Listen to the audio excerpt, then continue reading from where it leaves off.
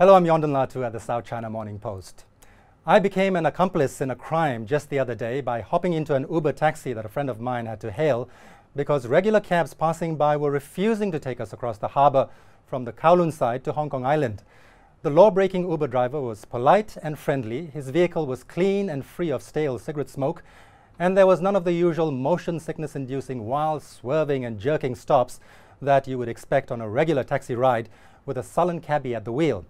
It did cost a bit more, but the convenience made it worth the price. How ironic that our government and police will do next to nothing about taxi drivers cherry-picking passengers and destinations, even though it's against the law to refuse a fare, but they're on a crusade against Uber drivers who provide a superior service, officially branded as illegal, that hundreds of thousands of Hong Kongers prefer. Much of it has to do with gutlessness on the part of the authorities to take on dog-in-the-manger taxi cartels that have conniptions over any attempt to introduce competition, and the lack of political will to challenge their protectors in a legislature compromised by vested interests. And speaking of cartels, we're already familiar with the thug-like behavior of drivers and license holders who take to the streets with unhinged belligerence every time anyone proposes anything to reform the industry. But now we have a taste of how far the taxi mafia can go to protect its interests. Uber had recently partnered with a small local taxi company to roll out something new, a service that would allow customers using its app to call regular cabs, but they were forced to scrap it this week. Edward Lau, who runs Tin Shing Motors, backed out at the last minute and was absent from a press conference to announce the service launch. We were told that Lau had been intimidated by threats from the taxi mafia, as well as warnings from the insurance sector that his little company would not get any coverage for its fleet.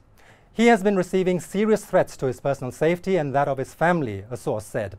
Insurance companies also called him to say that they can't insure his firm's taxis if he partners with Uber. That's even scarier. You know what's even scarier? The fact that there's hardly any sense of outrage in the city over what just happened. Just think about it.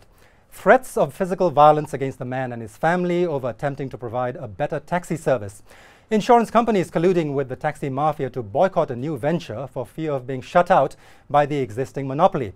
And we all just shrug and move on? What happened to that little thing we have here called the rule of law? No police inquiries? Not even an investigation by the Competition Commission? I've never seen anything like this in my life. A taxi industry that is rotten to the core and incapable of providing anything beyond a Neanderthal service is not only entitled to carry on with impunity, but also allowed to resort to any means to kill competition.